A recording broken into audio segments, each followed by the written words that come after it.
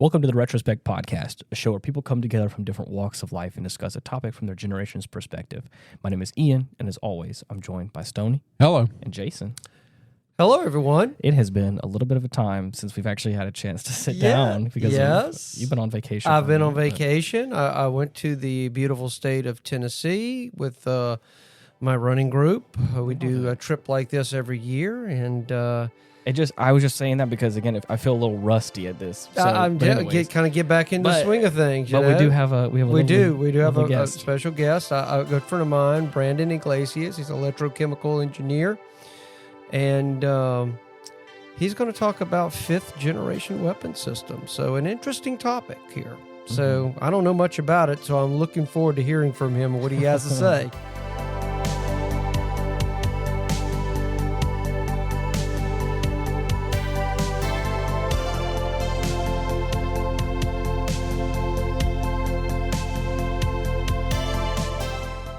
Welcome. Thank you. Appreciate the opportunity. So what would you like to tell us about you? Introduce yourself to our listeners, please. Sure. I'll give you a brief background. My background started out in computer science and electrical engineering. And, from there, went into chemical engineering. And then from there into geochemistry and then electronics, manufacturing, PCB manufacturing. Did some genetics work, did some biochemistry work. And then got into electrochemical engineering, and then got into non-kinetics, directed energy weapons and associated countermeasures. That's kind of my technical background. Studied around the world. I've been to countries like China, studied at their leading university in Tsinghua as a study abroad scholar. Europe, South America, and whatnot, from that perspective. You've definitely been around the block for a while. I had I guess when did you start the process of all your at the beginning of your education stuff? Was that right out of high school, or was that something you did a little later in life? Or what? Yeah, so I was blessed to be able to actually have a mentor from IBM. One of my buddy's dads worked for IBM, so I kind of got introduced to computers in grade school. And then in high school, I actually, instead of doing sports, continuing with sports like football and powerlifting, I actually started programming and working and coding for a company. After high school ended, during the day I'd go and program till 7 or 8 or 9 and do other types of web type work. And that's how I got into information technology high school. Very similar story for me, but mine was music. A lot of kids were the only thing I think the most athletic thing I did was karate for a long time. I did taekwondo. But after I had gotten braces and I was 13 or whatever, I picked up the guitar, and all my friends were all, athletic, or, we live in the South, so football was a big thing. Of course. Always, but I was never really big into all that. But so Brandon, what is this whole fifth generation weapon stuff? It sounds really James Bondish and science fiction and stuff, but what's going on with this stuff? Yeah, so fifth-gen weapons are basically called non-kinetic threats, and what that means is essentially it's a type of weapon system that's electronic-based. It's the best way to think about it. So instead of a gun with a bullet, you have a gun with an energy beam. So there's no bullet shell or anything like that. And the fifth generation and now sixth generation weapon systems, they basically are unattributable weapon systems. And what I mean by that is, if someone shoots you with a gun, you have detectors that can trilaterate where that gunshot came from, and you can go after that person. Right. That shot the gun, and you can shell, and there's chemical residual left over from the gunpowder and whatnot. There's a lot of physical stuff involved. Exactly. But with the non-kinetic threat weapons, which include directed energy weapons, which are one of the more easier concepts and technologies for a person who's never heard about directed energy weapons or non-kinetic threats to digest and understand. I think people have heard about that in the last couple of months now with the Maui incident and the possible use of DO system on the Maui houses. Yeah. So I think the whole Maui system, you're getting into dielectric constant enhancers, which is a separate discussion. I think for an initial introduction to non-kinetic threats, directed energy weapons, fifth generation and sixth generation, for the scope of this meeting, let's just focus on the difference between what a kinetic weapon system is and what a non-kinetic weapon system is. And the best way to think about it is in the South, a lot of people grew up with guns and bullets, shotgun shells. That's a kinetic weapon. You can use it, shoot clay, mortars, whatever. Non-kinetic weapons are essentially a class that are discharging electronic energy, directed energy in a manner that's focused. So, for example, the directed energy weapon systems can include microwaves, they can include lasers, they can include sound, infrasound, sound as well, like LIDAR, which is used by Coast Guard and Navy. Well, the Army has the large sound weapon systems that go down a battlefield and make you shit and throw up all over yourself. Correct. So, So there's that system also. Yeah, they call that the brown signal. The brown signal. The brown signal is real. Yes, it is. Yep. But I mean, is that a widespread beam? Is it more of kind of directed in a? I mean, how does it fan out? It's not directed like a laser, but it goes across the battlefield, and then they can scoot it down a little bit and kind of point it in a certain direction. If they want. But it's interesting. Wow. Especially if you get hit with it. Yeah, so there's depending upon the type of weapon system that's being deployed, it can be very focused, like a tight beam, or it can be very wide, depending upon the specific application and the weapon system. But the main difference is one of the systems is attributable and the other is unattributable. You can basically use the system and not have it detected because it's a point-to-point tight beam system. And what I mean by that is, like with a directed energy weapon system, if you're using a laser or if you're using a microwave system that's very tight, very, very small wave, what I mean by a small wave, the pattern when it impacts is small. It's very hard to detect. You basically have to have a detector on the person or on the individual group of people or on the asset being hit to record it. Otherwise, it's just going to go by and you're not going to know. Interesting. Well, very early systems using microwaves that could go and they would use them for sound. They could listen to conversations, but the early systems weren't that very smart, and you could actually feel your body temperature rise 2 to 3 degrees. So you knew you were getting hit with a microwave and somebody was listening to you if you were paying attention.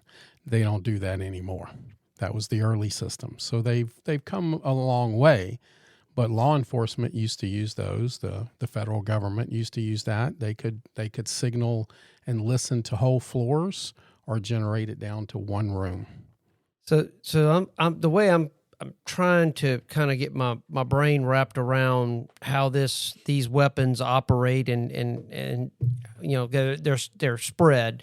I kind of equate this to like what radars where the policeman uses a radar where the typical radar beam starts off at a narrow point, then fans out over a large area, versus a LIDAR where you aim it at a specific target. So is that what these weapons?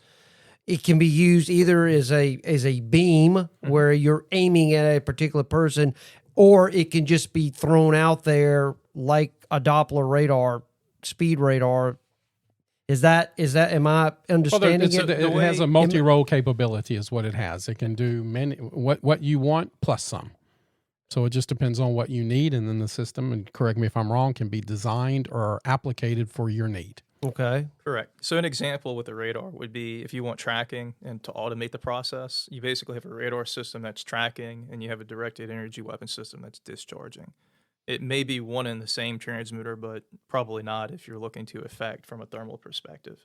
So you use radar to track behind, inside of a building or whatnot.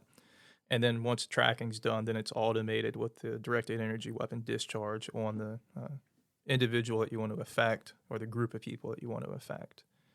So they go hand in hand, and it's automated at that point. You won't, I guess you could manually do it, but it would be ineffective, basically. Yeah, you're saying automated. How much of a role do you think AI plays into that automation? Nowadays, it's if you're not in the AI game, you're not in the game.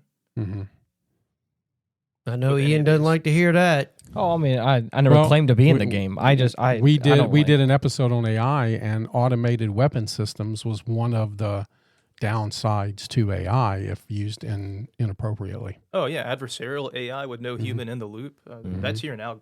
Yeah, just to be very clear, it's here now. Well, a lot of the anti bomb and plane systems on the aircraft carriers and the battleships is run all by AI, completely. I forgot the name of the system, but if you have a missile coming at your ship, you're not going to shoot it. They have these special weapon systems that knock it out of the air, and it's done by AI because they think faster and can react faster than a human being can. Right, and at no point have I ever said that that's not. I don't believe that or whatever. I'm talking about a lot of times my gripes with AI is all the stuff that's being used to like artificially generate stuff. Like I don't think that's beneficial to any of us, and all that, like just the chat GPT stuff, the Mid Journey stuff, all that. I'm like that. It just isn't. I don't think it's not benefiting any of us. I feel like. I mean, I could see like it being used to help spark an idea in like a writer or a creator, and I can see like you could use it as inspiration, but people aren't using it for inspiration. They're using it and just like saying, I made this. And it's like, I don't think that's not benefiting any of us. But like AI plagiarism. That's what I'm saying. But when we're talking about like AI systems, like weapons and stuff, obviously I know for a fact that like, I mean, commercial aircraft have been using autopilot for, many, many years, and it's more effective at, as long as the satellites are working. Well, but think about this. But even still, like you still have a pilot that can still operate in case need be, which I think, like I said, I like the working in tandem aspect of certain aspects of it, because I do feel like where one falls short, the other can pick up.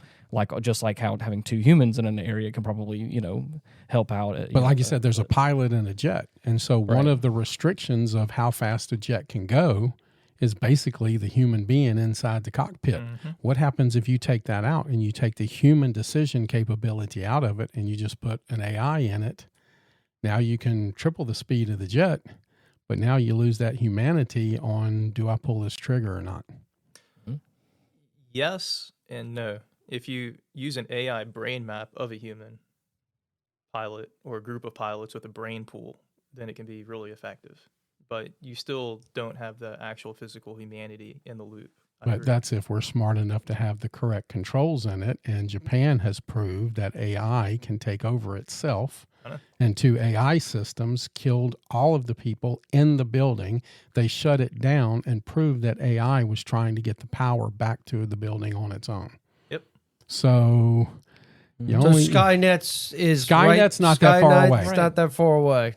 Yeah. But this is what I'm talking about as well. Whenever I kept having these conversations about how I felt strongly about AI is not to the point, and it probably isn't for at least a little while, like sentient or self-aware. Like it still requires input and some, like it still requires you to have like prompts, at least from what I know of it. Well, like Japan didn't have that, and it is sentient enough to try to get its own power back. What I'm saying is, I'm pretty sure there is a prompt somewhere on the baseline of that AI system, like you are supposed to have control over this situation. You know what I'm saying? To where like it may have had other external prompts, but its baseline was to have control over a situation, and that's what it thought control was, and it did it by whatever means necessary. You see what I'm saying? But I don't think it freely thought to do that. You know what I'm saying?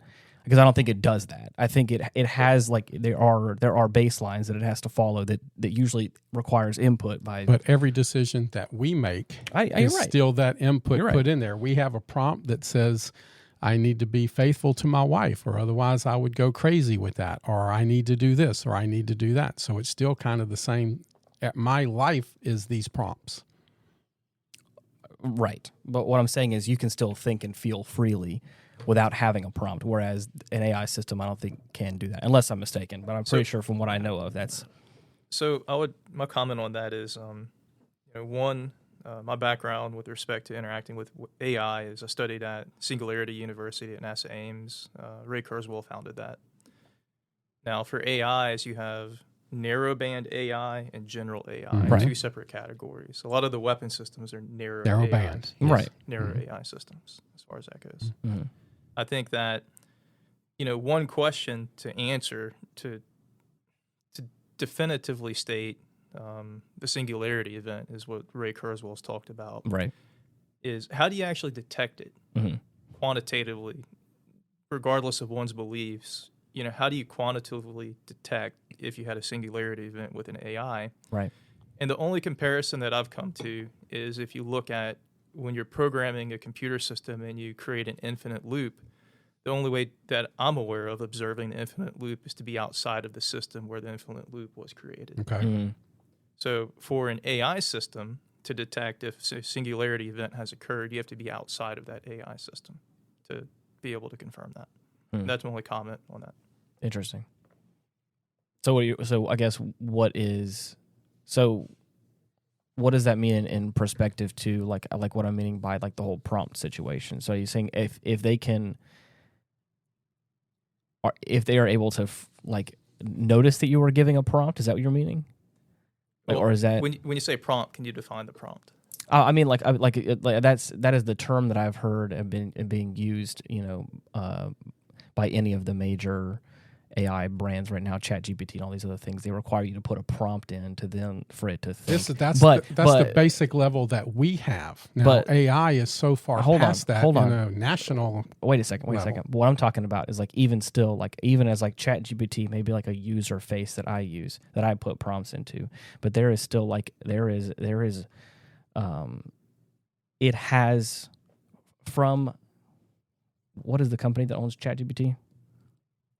OpenAI. OpenAI still has there's a framework that I guess OpenAI has given ChatGPT to follow some guidelines, and it can't say certain things. And that is there are still what I would call prompts that it has to follow at a baseline. That was what I was meaning. And so the question I guess I was asking was if the AI system is able to look outside of that, realize that you are giving it some sort of input. Is that what you're meaning, or is it something different? So that's an AI system that is developed within a quote unquote ethical group of people that has bumper rails. Right. There's other groups of people that have AIs that are adversarial that don't have that. Right. That's the issue. Interesting. What would those systems be? I mean, can you name one of those? I mean, I'm curious. I mean... Well, China's spending a plethora of resources advancing AI. One of the systems is, an artificial intelligence bio-cyber-physical system, AI BCPS. And certain groups have them, certain don't. And what exactly do they do that makes them... if you take the bumper rails off, what are the bumper rails? What are those rules that are put in that...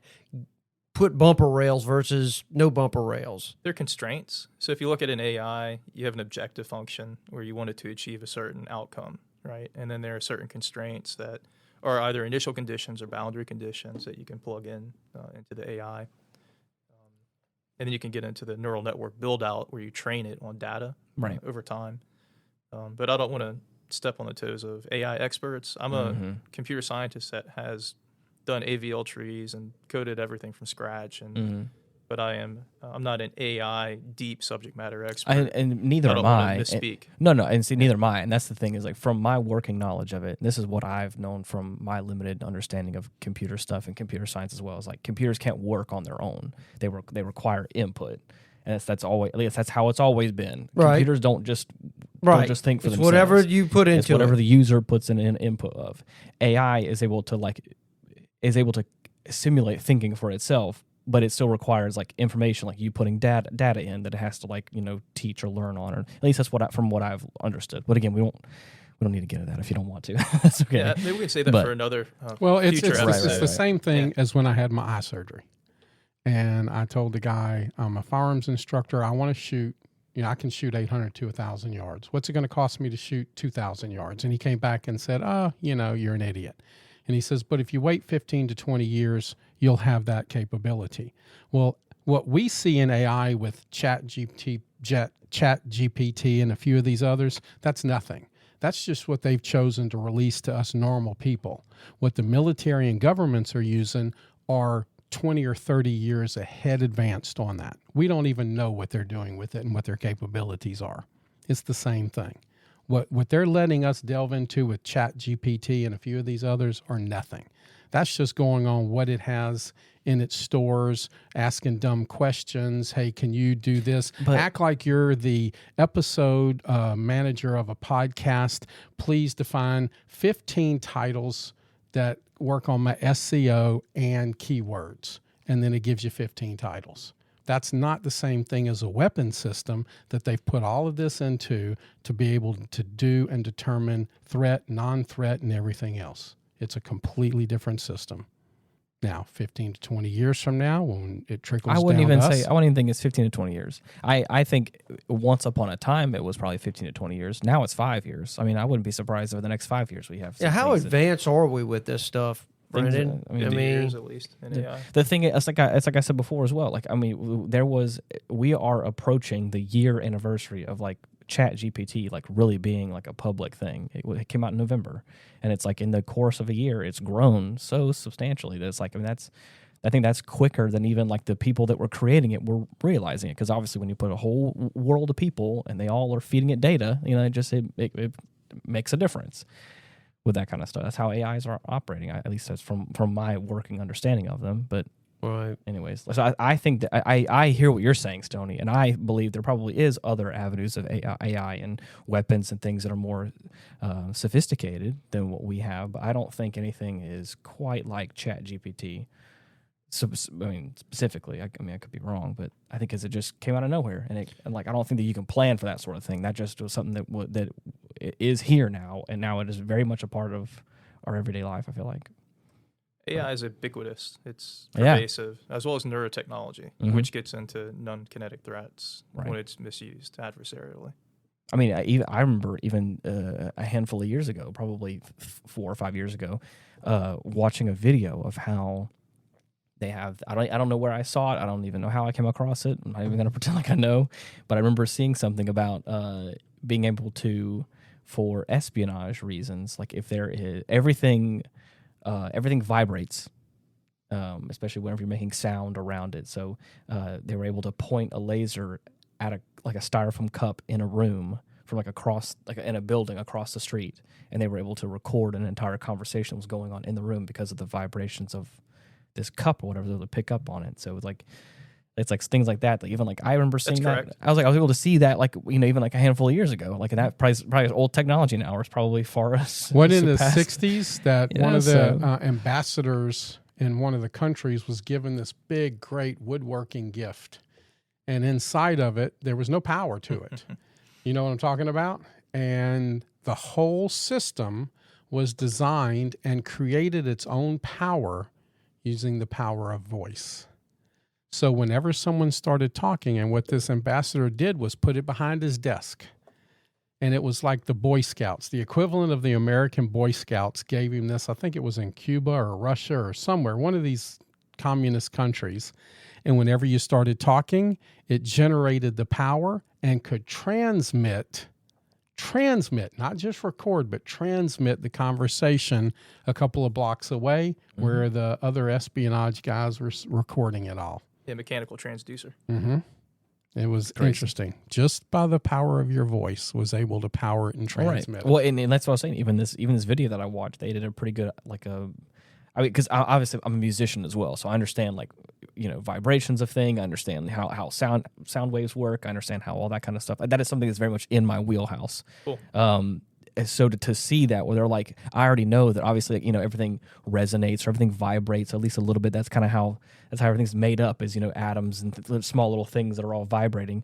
So that to have like a cup or have something that even wood. That's the whole reason why a lot of instruments are made out of wood, because it it resonates in a certain way. So to have to see something that feels so sci-fi, for lack of a better term, that was able to just take the vibrations of this cup and make a sine wave out of it, and it was able to be interpolated or however they did it into sound. I was like, okay, that's how a record, a needle on a record works. And it's the same sort of all that stuff. I'm like, so that's I was baffled by something like that, so I can't even imagine what's being made right now. So. It seems like we're touching on some of the things that we talked about in episode 84. Music will furnish the answer. Mm-hmm. Yeah, you're right. So when we're talking about frequencies and all that kind of stuff, so it seemed like we're kind of circling back around to some of that stuff. Right. Well, I think also, that conversation specifically had a lot to do as well with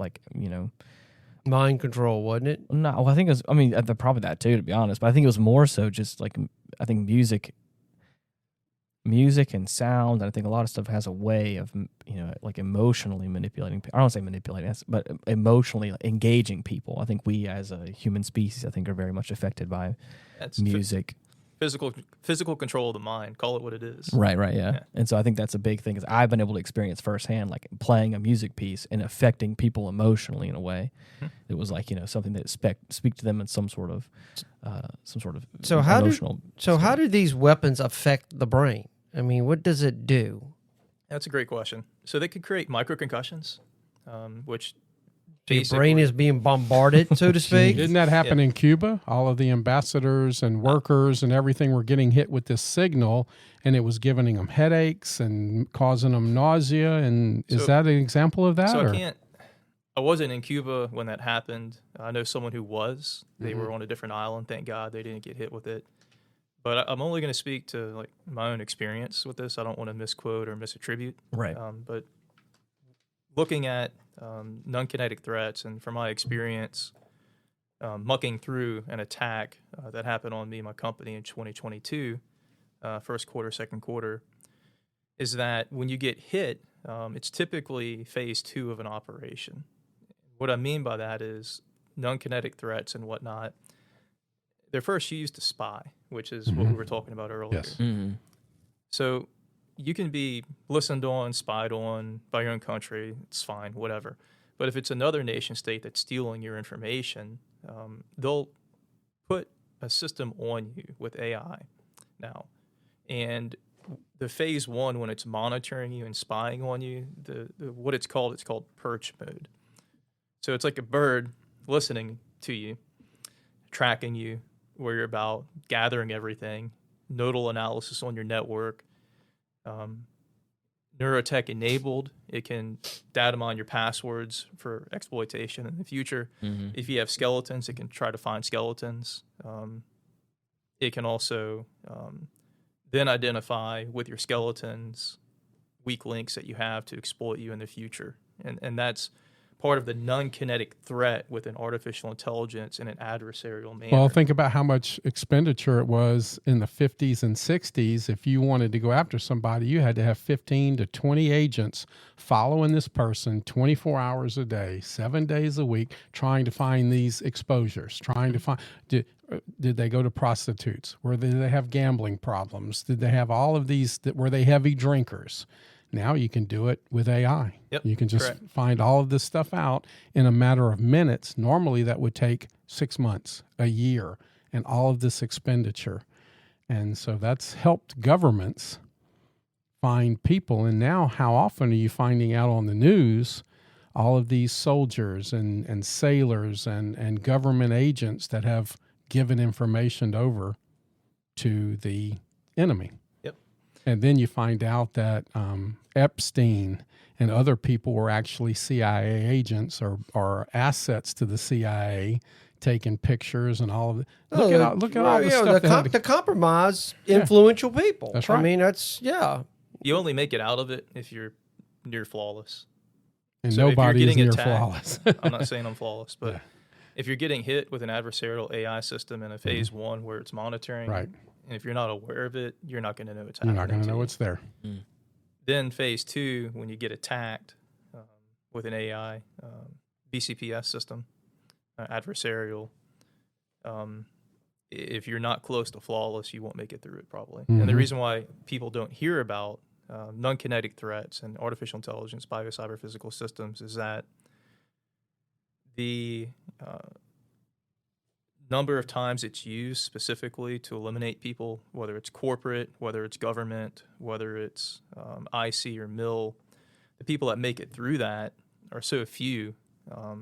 That's why you don't hear about it much, because it's such a successful weapon platform at eliminating people. Really? Wow. That's scary. Yeah. And I can give you concrete examples. So laboratory I'm operating in 2022, downtown New Orleans off of Canal Street, 3rd floor. doing work for Department of Energy, Department of Defense, Bureau of Industry, Security, reviewed contracts with another nation state, an ally of America. Fluorescent lights start kind of going out on part of the lab where I was working. Fluorescent lights have a ballast and they're voltage controlled from the grid. Are you allowed to like disclose that? Is there some sort of like, I'm not, I never went for clearance. Okay, I see. So I was going to make sure. I'm clear to talk about okay, cool. everything regarding non-kinetic. This is the important distinction. Everything regarding non-kinetic threats, cognitive weapons, and whatnot, I've independently reverse engineered to get through an adversarial AI attack.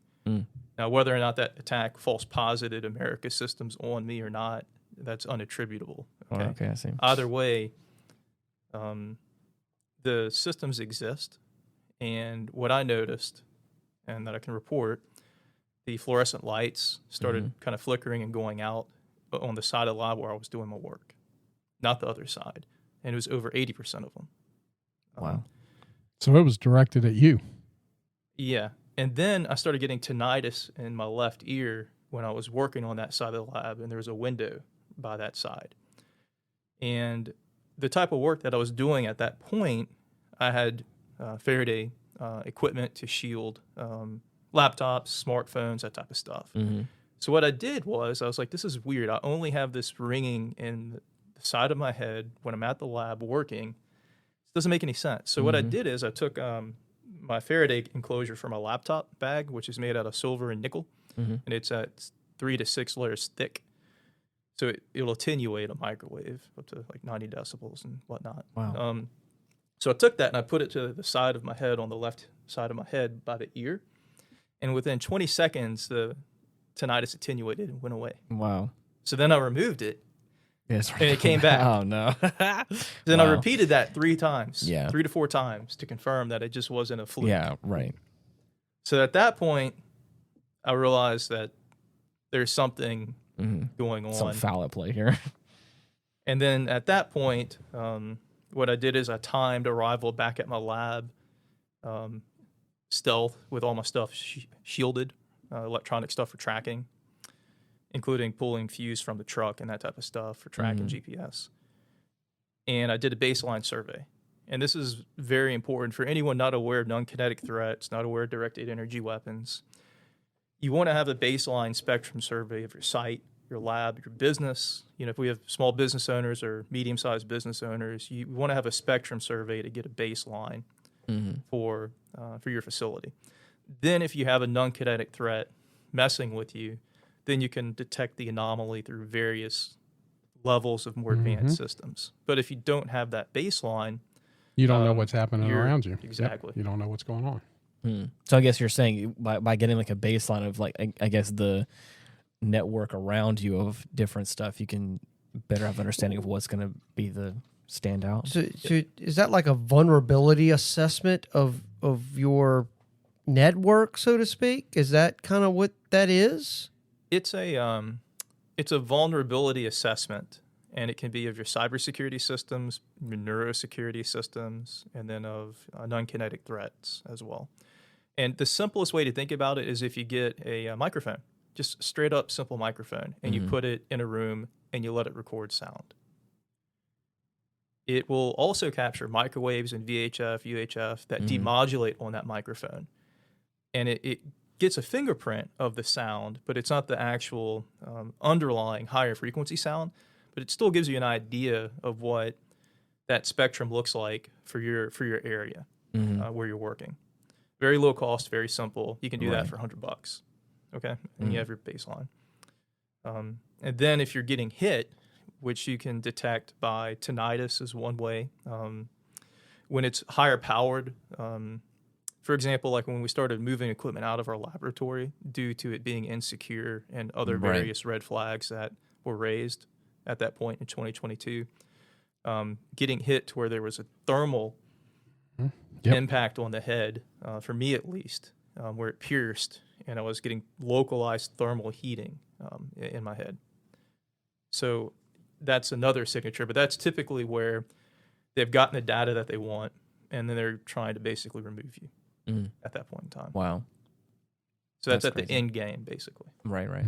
and it disorients. It's an example is oddly enough, I was a beta tester for a company called 5th Generation Systems that in the 80s and 90s, and it was a antivirus system that you never needed to buy another one. When you bought a computer, with the day you bought that computer, you installed this system and it did a baseline of your computer. This was a new system. So anything that came onto the computer system, it would know. But it could find out through, and I'm sorry, my brain is just not thinking of all the connect buzzwords that I need right here.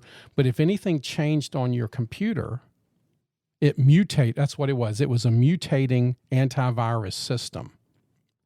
And it was good for 30 years. It was good for 40 years. It was good for 100 years. No matter what virus came onto your system, be it malware, viruses, Trojans, whatever, it would attack it and destroy it. And Norton came in and bought 5th Generation Systems and completely destroyed the system because they wanted you to have to buy yearly subscriptions. But that was the baseline. When you bought the computer, you installed this program, and it kept going. So once you know the baseline, you know if any changes happen. That's what happens in the system. You get your baseline, and then you find out what's going on. So Brandon, so you were in an office in New Orleans, and you came under an attack, so to speak. So I mean, I don't know if you could talk about this, but why were you attacked? I mean, what's going on? I mean, it's kind of got me worried now. Least, he said something about the fact he was reverse engineering. Yeah, so tell me what's going on that you might possibly be a target for something like this. So 2021, China CCP reached out through a shell company in the Cayman Islands to put money into my company and to work with my company. I planted a cookie when I required them to complete an online form, and it tracked it back to Beijing. Wow. Then Russia also reached out as well to do business with me. They were honest and professional compared to the Chinese, just to be very clear about that. The Russians were? Were completely way professional. I'm under a confidentiality agreement with them still, so I'm not going to get into details. But right. The interaction with them was a lot more positive than the Chinese. Chinese were straight up thieves from the beginning, trying to deceive the interaction. Mm-hmm. I declined money from both of them. I'm under a Department of Defense contract. I can't take money from Russia. Right. I can't take money from China. I wouldn't take money from China. Mm-hmm. I studied in Tsinghua University in Beijing, study abroad. I've seen people get disappeared. I don't want money from CCP. No. Scary stuff. So I declined their money. They were probably monitoring me, high probability. Mm-hmm. And then once data got extracted, then they moved in for the kill with the non-kinetic threat system. One thing I detected was on the smartphone, anyone who has a smartphone, disable your AI voice recognition. Mm-hmm. You can demodulate a signal on a pulse microwave signal on a phone and actually have it phone home to an adversarial system through voice recognition, payload through a website to download. And that was one of many of the attack vectors that got our team. Really? Yeah. So, okay, I'm trying to think. Okay, they attacked you. Would that have been like some people in a car and directing something toward like your window, or would it have been a signal through your phone, or an adjacent building, any type all of the thing above? Yes, all of the above. All of the above. That attack could have come either, however. All of the above. Ton of annoying phone calls with weird dial tones and noises and screeches, which was really strange, which reeks of a non-kinetic threat type of attack. Weird. After you have non-invasive monitoring installed in you. That doesn't make me feel good because I think Such I've as gotten messages. some weird stuff, but Sorry, I didn't mean to interrupt. no, you're good. There's been a handful of times where I've received very weird phone calls, and the voicemails have been just. That's what it is. They're testing to see if you have mesogens, graphenes, and nanotech in your body that will transduce and respond back to where it can detect if you have it in you, and then they can further progress with their AI attack on you. That's what that Weird. is. Super weird. Tech's been around for decades. Our adversaries have it now, too. That's crazy. Yep. So we're the ones that developed it. I can't speak to that specifically, but I know America's been a lot more advanced the West has with the IC than a lot of other nation states. Now we have other groups with the stuff, and it's mucking up and making stuff weird. That's what's happening now. So I guess the question I'm curious about, and I've been thinking about for a while, is like, how do you, with all this stuff happening, what sounds like within the last year or two, like, how do you ride the line between being cautious and paranoid? So when you're getting hit with microwaves, it induces almost schizophrenia with being paranoid. And because I feel like for me, like, I just know, like, if I had the understanding and I was in that field and something like that specific was happening, I just feel like it would be hard for me not to just spiral into like, oh my gosh, I'm just then that's also probably my ignorance of the situation too, talking. Well, that's the weakness, is if you're not aware of it, which locally, community from the ground up, and that's why I'm on this call right now, is to build awareness locally with this information for people to protect themselves, business owners to protect themselves. Because what we're up against is China CCP has a military-civil fusion strategy where their companies are enabled, like all their companies are enabled with this IC-level technology to go take out competitors. So my opinion, it's unattributable technology, but I have data points where I was contacted by China CCP. I declined to do business with them. Then I have data on a non-kinetic threat attacking with a baseline and then an actual attack signature as well. So, it is what it is. It is unattributable still at that point. I guess the other thing I can get into was attacked at the laboratory, and then when we started moving the laboratory equipment out, I started to get attacked at personal condo, which was just down the street from a lab. So getting nailed at the place where I work and the place where I live, it induced a state of paranoia, schizophrenia, because I was not aware of these weapon systems and how advanced they were. I knew about microwaves. I had worked with some magnetrons before. I had purchased used equipment to part out, to then reapply to work that I've been doing that overlaps with a lot of these technologies. And I've done work with very advanced material science, graphene type and derivatives of graphene that enables a lot of this actually in situ in the body. Based upon that, I still was clueless when I was getting hit with this stuff. I couldn't make out what it was. I was like, am I losing my mind? But then I was like, I had tinnitus, I had the signatures. But finding subject matter experts that are aware of this, that are actually legally able to talk about it, is very difficult in this country. I can imagine. So there's, through the grace of God, I got connected with some retired IC that are able to talk about certain items and kind of point me in the direction. But as far as removing yourself from the attack, you need to be shielded in a shielded environment. So the number one go-to is if someone's getting attacked by one of these weapon systems, you need to remove yourself from that environment and go into a shielded environment, basically, so you're not getting attacked. And then you need to purge all of your electronics. And I would like to add to that, if I may. Sure. On October the 4th, turn your phones off. Don't turn your phone on all day.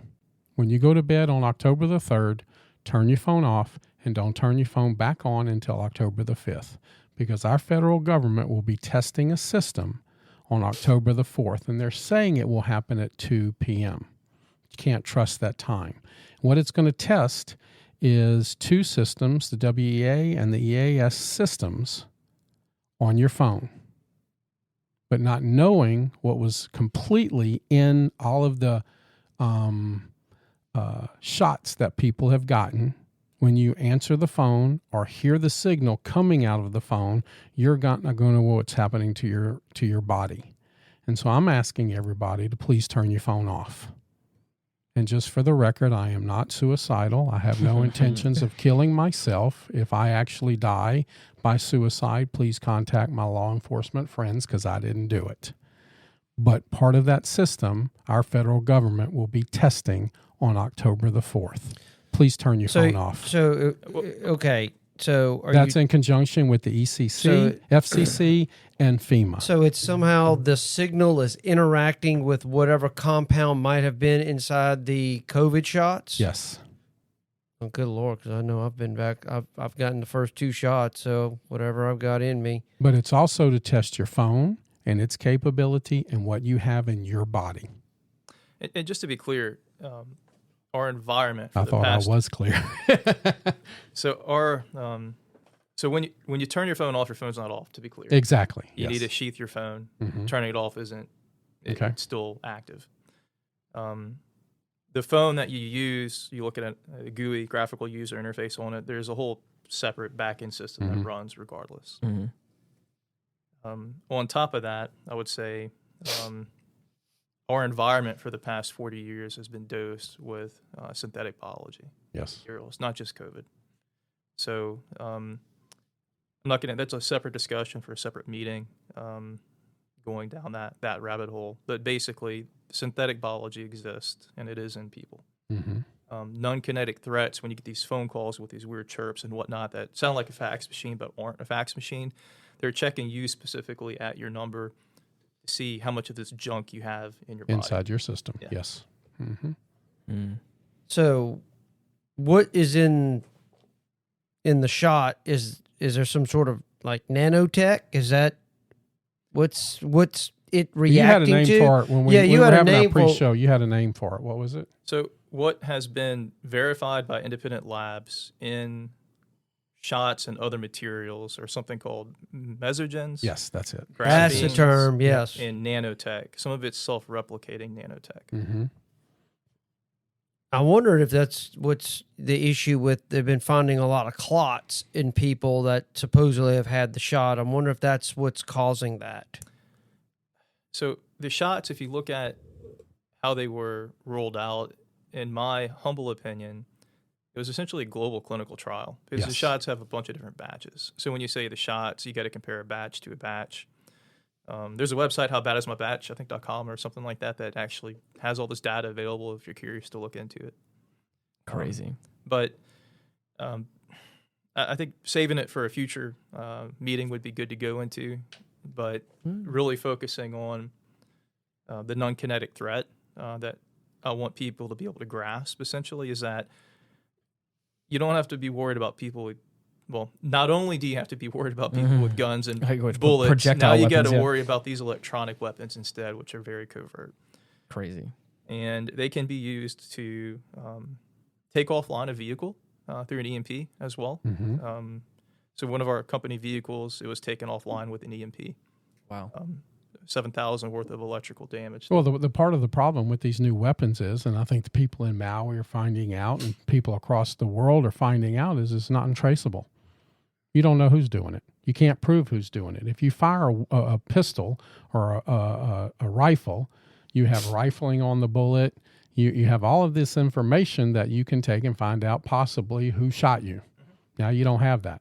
Right. And one of the fun things in all the movies and television is the ice bullet. You created this bullet out of ice, and you shoot somebody, and it melts, and you don't know who it was. Maybe that was the first 5th gen system. Right, there. Exactly. But it's accountability, and how much of our own government is going to take advantage of these 5th generation systems to take advantage of their own people. That's what I'm worried about. And that's why I'm kind of worried about this system coming down on October the 4th, because we are in a dystopian type government now with, Sleepy Joe Biden, and how much is he going to try to take advantage? Because you look at what he just asked the Congress for, of how many billions of dollars to develop a new vaccine and make it a requirement in that money for every American to have the shot. That's not a conspiracy. That was in the bill that he just tried to push through. He wanted to not only get all of this money for the new vaccine, but also make it a requirement for everyone in America to have that shot. That was a big thing with the entire pandemic. Was a lot of that was feeling like it was forced upon you. So I thought that was the largest social experiment, which is kind of a kinetic weapon and a non-kinetic weapon in a way. Let's pause for a second. I think this is awesome. The conversation that's happening, it's diverse, and that should be encouraged. Okay, but just pause and step back for a second. The world we live in, it's ran by AIs right now. AIs are pervasive. Neurotechnology is pervasive. And what you have to consider now is that we have enemies that are at the level that America and the West and our allies are at with this technology platform. And it's real time. It operates very fast. It's AI driven. How do you defend against that? It's almost as if America's cards are being forced.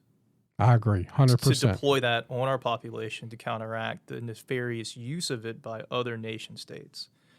And then when you hear of stuff pointing to our government, it's other nation states' AIs influencing. To an extent, everyone has bad apples in their government and their companies. You know, we're not immune to that. I'm not saying this country's perfect. But what you have now is basically warfare 5th and 6th generation. That is artificial intelligence, bio-cyber-physical system linked. And if your population is not connected to your bio-cyber-physical system, then you can't defend against an attack by another automated bio-cyber-physical system. But you can also take advantage of it if they are. It's a double edge. Yes, it is. I agree. So, okay, let me see if I'm following this right. So, because this technology now is out there and our enemies have it, we're having to sell certain things here so people will do it to protect ourselves from these weapons. To detect them.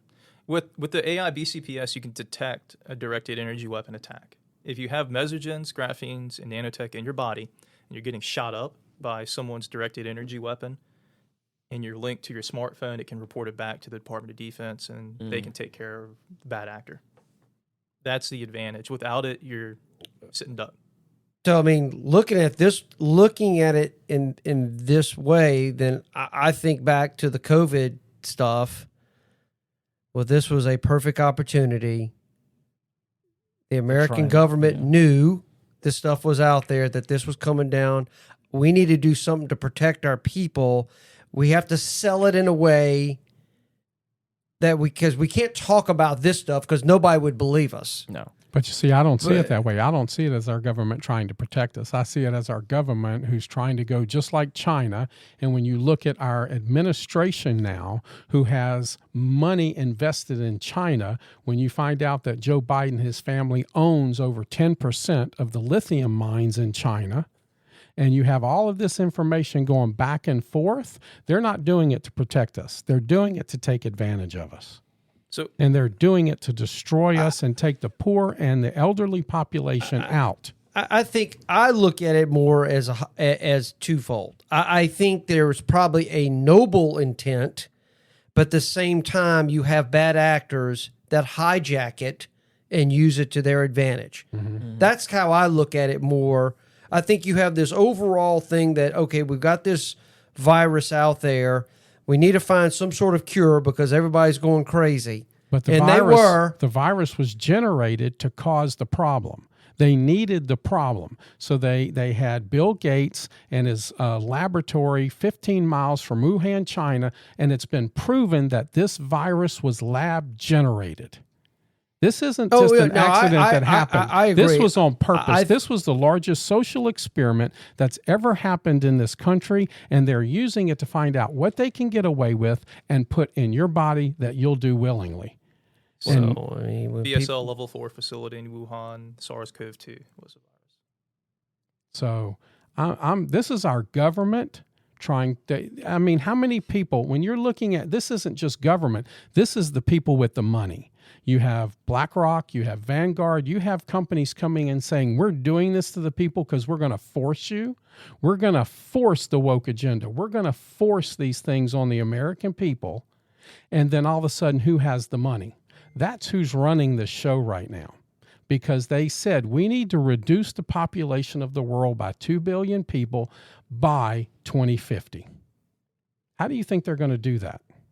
That's a lot of people. I mean, 2050 is not that far away. No, it's not. I mean, and Bill Gates has come and said it. He's on film saying, and he's the biggest person, and now he's trying to do this technology with the genetically modified mosquitoes, and he wants to do something with putting calcium something in our atmosphere to reduce the temperature of the planet.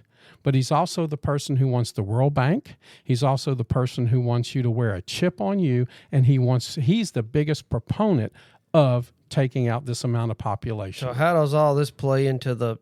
So I was gonna say, so if we can get back down, if we can ground this from conspiracy, I think back down. But that's not conspiracy. What I'm trying to say is, if you're dealing with fifth generation systems that have no accountability, they can use it on you, and you can't prove it was your own government. Fifth and sixth generation non-kinetic systems, by definition, are unattributable. That's an issue. The very nature of the technology. Very nature of it. That said, there are some groups working on return to signal devices on it. But I'll speak from personal experience. I'm not going to speak from hearsay. And what I will say is that I have prepared a facility for Secret Service for the then VP to the POTUS, which was Biden. And I have been in a room with him. I have seen the man speak with his wife. And I avoided being in any of the cameras just because it's just my nature. Seemed pretty normal back in 2016, 2015, 2017 time period. The weird thing that happened at the facility that I helped build out, which is a $15 million advanced prototyping facility for clean technologies, was that China hung their flag. So this nonprofit took money from China, CCP. They hung their flag in the building. Then within a year or two, and this is all within the China Brain Initiative that was publicly released in 2016, the whole management team at the nonprofit was changed out. Mm. And some of the people with Gorbachev's program for Global Green were plugged in to kind of run it. So that's what went down in Los Angeles, California. I know that firsthand. So there's stuff going on, small wars going on, using neurotech. I gave a tour to a Chinese delegation, as well as Canadian delegation, Saudi Arabia, the whole nine yards, where I could have gotten dosed then. It's unattributable, right? A lot of this stuff is nanoscale, and you can get dosed pretty easily without you knowing it. But from that perspective, you seem pretty normal. I'm registered independent as far as voting. I'm not going to get into politics. Sure. But, our enemies have these weapons now, right? And one way to sow social discord in a country is to put the population against each other. Mm-hmm. And we all, in a community at a local level, have to be aware that's the game being played on us. Right. As long as we're communicating at the local level from the ground up, that's the way to success to get through this together. Mm-hmm. So I guess what is something? How can we leave this conversation a little more hopeful? Is there anything that we can do? Is there anything that people can do that can help? Like, are you saying that we should ingest mesogens and graphene, or is that what we should stay away from? Like, don't buy China CCP products. They're cheap products because they're all neurotech enabled and they're hijacking basically all of your data and your information. The simplest thing that we can do in America is follow India's lead. India, the end of 2019 and 2020, they banned all of China CCP.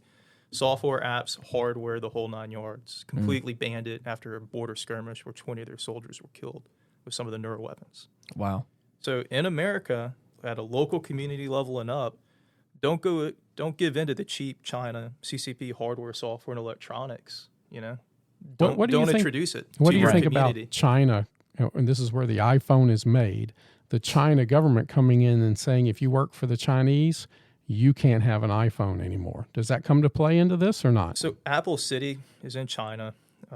Apple's been trying to diversify their supply chains, but they have so much money stuck in China and Apple City. They're looking to India and other countries, and their executives can speak better to this than I can. I remember I read they're looking to diversify. I read that they had it was probably like 6 months back. They tried to offset some of their product line to India, but the problem was that it was not up to standard. It was not quality enough because, again, obviously, China's had the corner on. Look, and I'm tell you, India has adopted a more hostile relationship to the United States now with the election of Joe Biden. Yes, they were very much pro-Trump I could tell definitely it was a shift in our relationship with that country as soon as Joe Biden got elected. And that's probably because of his alliance with China. Yep. From what I had heard, that they had said that the products were not fit to be distributed. Well, you don't know what they're putting into the system. That's exactly what you're talking about. When something's coming out of China and you don't know what they're putting in their computers, in simple things as they put out this reader that read cards. And if you can attach it to an old hard drive, you can attach it to a thumb drive, you can attach it to all of these different cards that you have. And if it was connected to the internet, they proved that it went back to China. Anything that you buy from China, the government has their hands in their companies. Yes, even if it's a good company that was founded by an overseas Chinese, they're stuck with the CCP government screwing with their business now. Yep. So you can't buy from them anymore. And it's proven other countries have just completely banned because they've tried to work with them. Like India's gone through like 19 negotiations and it just doesn't work. So they just banned everything. And we need to be smart and do the same until they get their act together and change out the regime, as far as I'm concerned. Well, good luck with that. Kissinger level stuff. That's not going to happen. I don't think. Well, I guess, is there anything else we want to add, or anything else you want to try and leave this on? Well, I mean, this is definitely has left me kind of scratching my head here. What am I supposed to do? I can't wait to see part 2 of this conversation. I think we need to go. I think definitely we need a part 2 with this because there's a lot of information here that I know Brandon would probably be willing to talk about. Are you willing to come back? Yeah, I'm willing to come back, but I just want to recap. The focus of this conversation was on the distinction between kinetic weapon platforms and non-kinetic weapon platforms. Kinetics are the ones with guns and bullets. The non-kinetics are electronic weapons.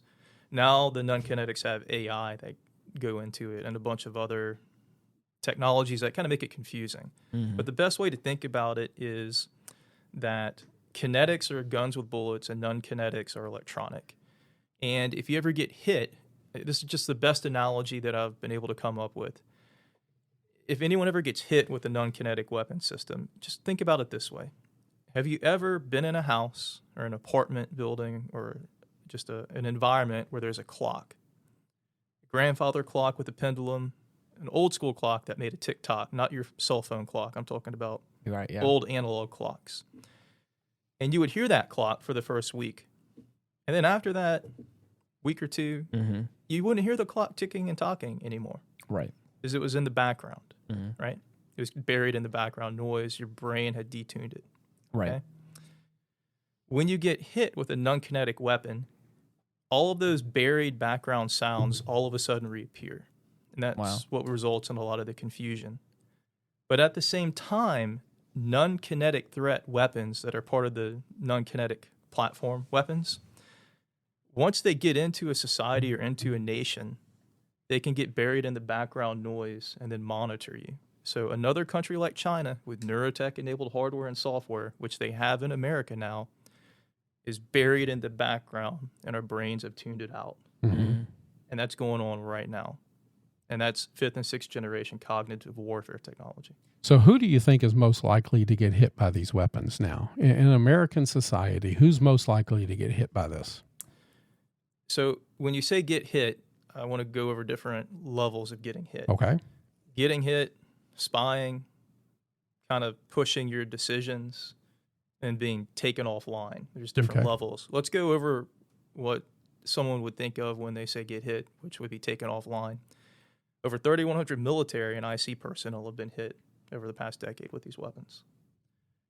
There's only roughly 5 or so confirmed civilians interacting with retired IC that have been hit. I'm one of them that's in the DIB, the Defense Industrial Base. But then there's a whole other set that probably are monitored by this right now. High probability. Wow. And I can go through tactics on how to actually tease that out of the background spectrum. There are ways to do that, and I have confirmed that there are methods to do that. That's for a follow-up. But the key thing to take away is non-kinetics can hide in the background. You don't know they're monitoring you, but they're monitoring you. It can be good if it's your own country trying to protect you and your security or your nation state, or it could be an adversarial group that's infiltrated our country's system. And what we have now is a war based upon brain weapons and non-kinetic threats. And it's an artificial intelligence, bio-cyber-physical system-driven war. And that's what we're in right now. So what would your top 3 or maybe even top 5 suggestions to protect ourselves from these systems? So one, basic cybersecurity hygiene. You can use two-factor authentication with FIPS, hardware keys. Don't trust your passwords. There's a reason when people are told to not put all their passwords on one sheet of paper. I'm not going to get into that. That's for a future conversation. Right.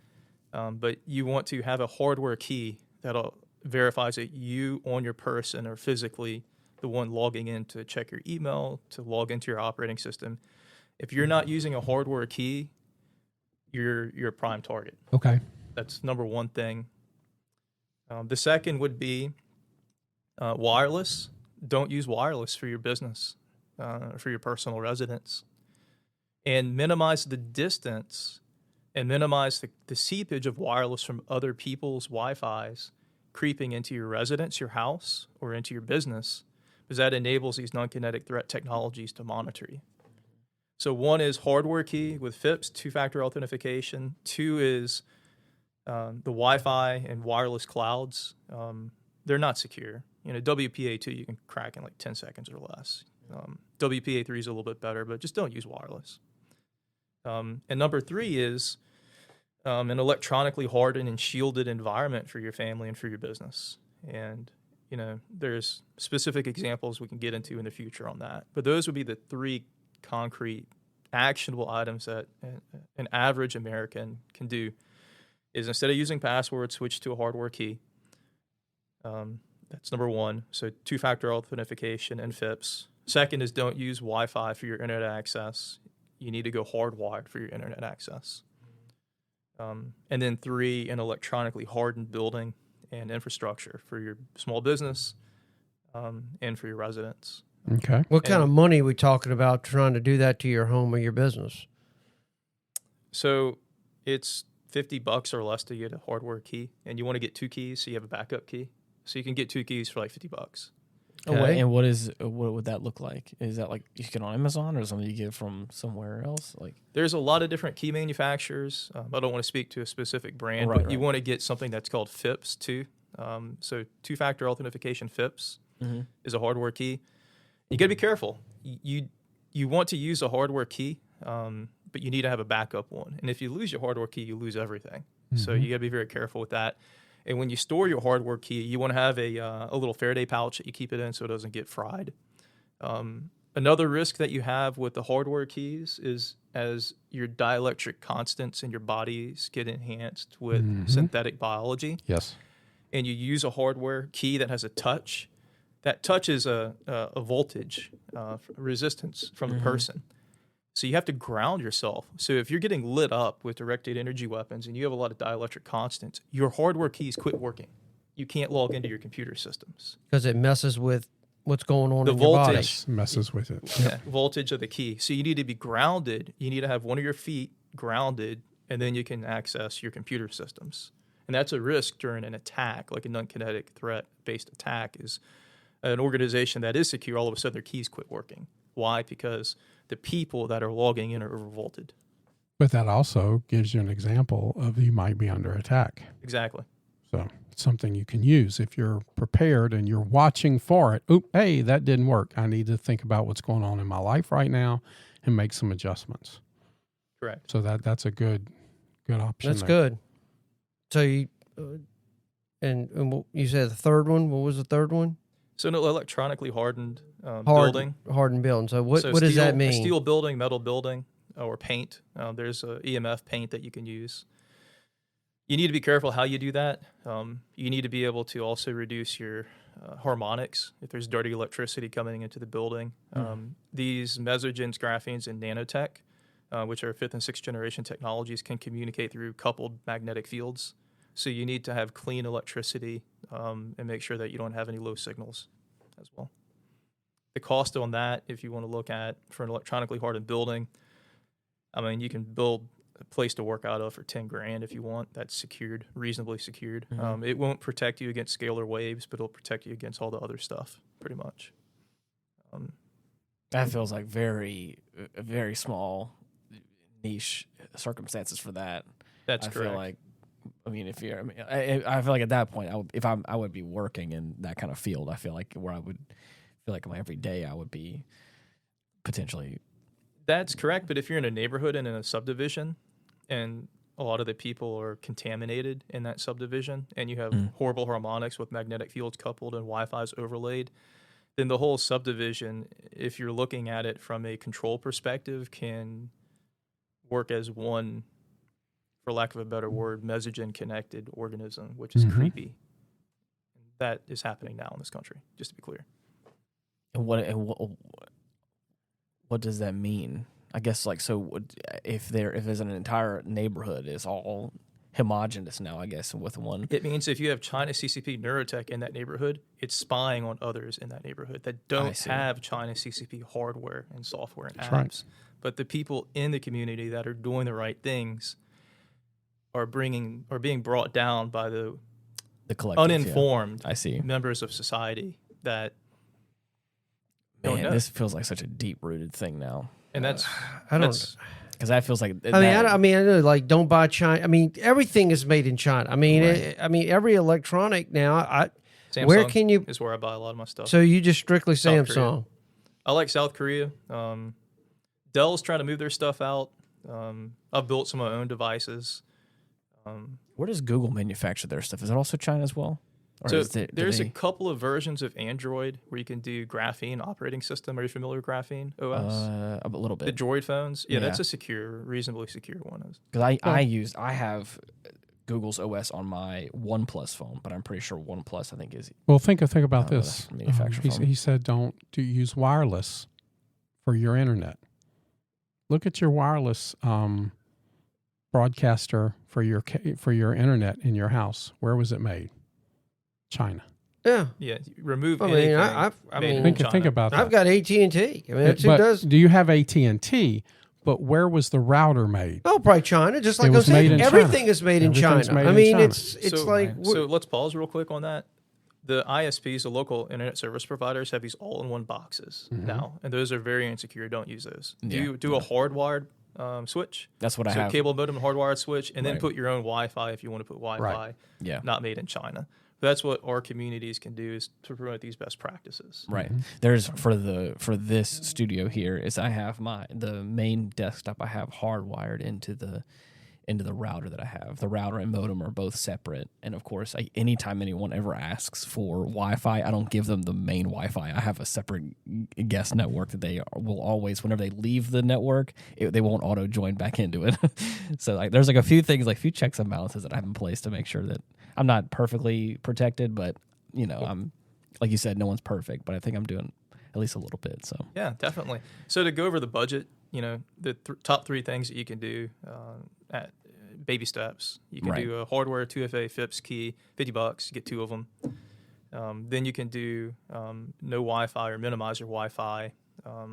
Separate the all-in-one appliances. Don't use all-in-one appliances. They're very insecure. They're consumer grade.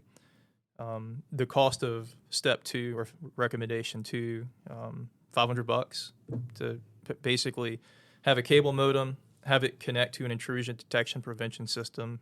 There's open source stuff like pfSense that you can use to block attackers and whatnot. And then if you want to connect it to Wi-Fi, do that, but make sure it's not leaking out into the street to where someone can park in front of the street and attack you, right?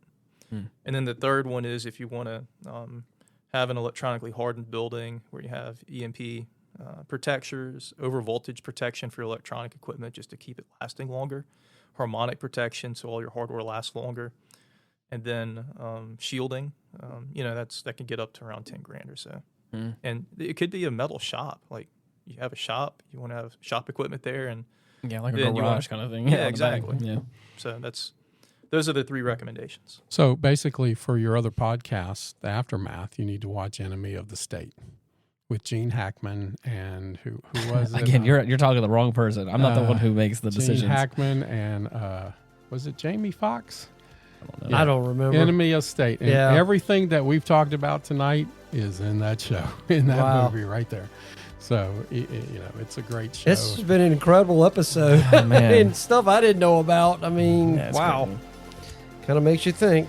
Well, for anybody out there trying to find us, we do have a Facebook page /Retrospect Pod where you can, give us your suggestions or give us your 2 cents, because I'm pretty sure somebody out there is going to have something to say. And in case you can't fit your entire comment in the section of Facebook, we have an email address at getoffendedtogether@gmail.com where you can reach out to us and give us more lengthy feedback. But anyways, thank you so much, Brandon, for joining us. And thank you for listening. And until next time, bye-bye. Goodbye, everyone. God bless. God bless, and thank you for letting me share my experience. You're the best. Peace.